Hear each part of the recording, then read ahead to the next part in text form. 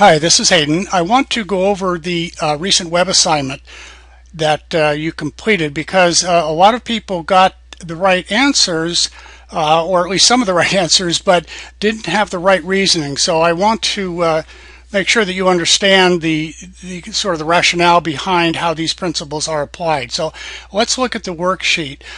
There are real life examples of operant conditioning. Okay, so I'll come down to the first one here, quiet in church. A child is told that if he will sit quietly in church, he will be allowed to take off his uncomfortable shoes in the car on the way home.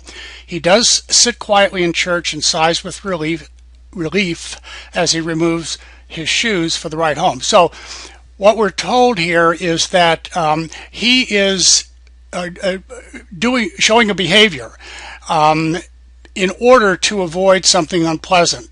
That is to say, if he does this behavior, which is to sit quietly in church, then he will be allowed to be released of something that is really uncomfortable for him, namely wearing his shoes all the way home. So he does sit quietly, and the reason he does that is not, so first of all, what we know is that it's going to be some kind of reinforcement because the behavior is being continued. So we have the two choices, positive reinforcement or negative reinforcement. Now, it would be positive reinforcement if he were doing it for some tangible reward like candy or money or something like that. But what he's doing it for instead is not so much getting a reward, but it's allowing him to escape from something unpleasant. So the correct answer here is negative reinforcement. And I'll give some more examples, and hopefully this will become clear. Let's go on to the next one. No biting, please. Tyson, age 5, bites another child.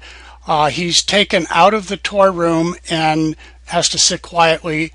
The child doesn't bite any more children. So the first thing we notice is that the behavior, biting kids, is decreasing. So that tells us that it's going to be some kind of punishment, because we know reinforcement increases behavior, punishment causes behaviors to decrease. So this is going to be some kind of punishment. Again, we have the two types. Is it going to be positive punishment or negative punishment? Well, let's look at the situation. He bites a kid. Now, if he got spanked or something adversive happened, that would be adding something painful or unpleasant, and that would be positive punishment. But in this case, what's happening is he's being removed. That is to say, any kind of reinforcement, any kind of fun is being withdrawn from him. So that makes it negative punishment. Next one is eat those vegetables. A squirmy kid is told he cannot leave the dinner table until he eats all of his vegetables.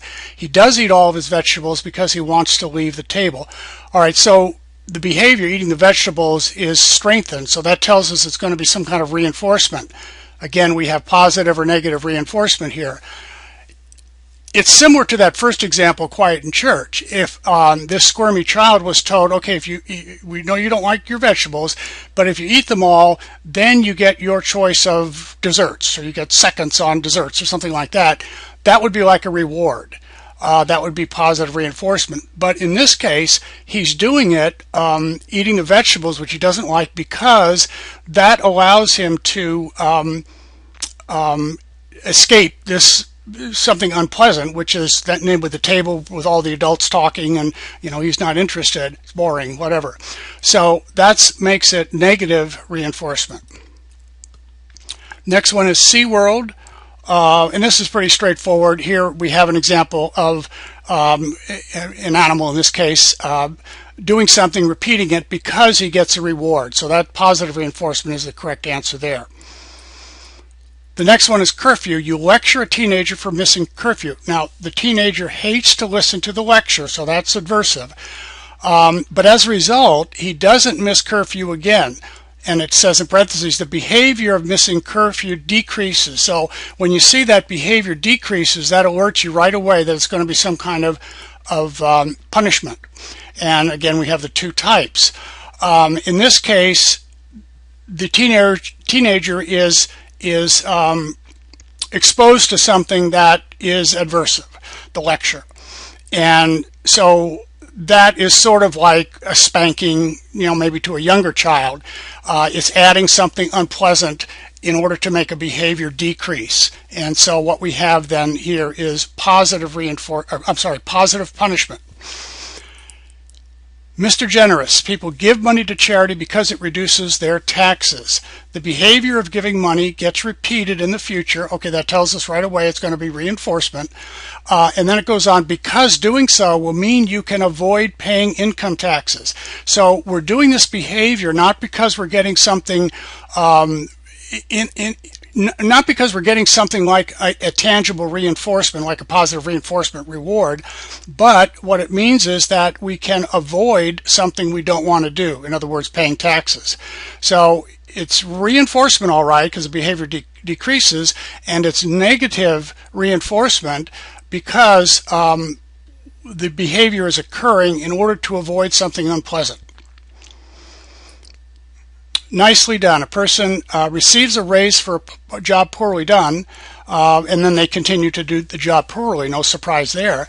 That's an example of positive reinforcement, and it's an example of how these behavioral principles work even when people don't really understand them. They are going to change behavior. So in this case, maybe they think they're doing him a favor by giving him a reinforcement for doing a job poorly done, but that violates behavioral principles, and as it says here in the second sentence, he'll just continue to do the job poorly because he's being basically paid for doing a job poorly. And then the last one, show me the money. Okay, so this, let's see, the results in continuing, so positive reinforcement is the correct one there. Show me the money, a paycheck. So you get a paycheck for coming into work, you continue to come into work. So behavior is being strengthened, and in this case it's being strengthened because you get something you really want, a paycheck. Again, so that would be positive reinforcement. Okay, so those are the answers and the rationale behind the answers. So hope that helps.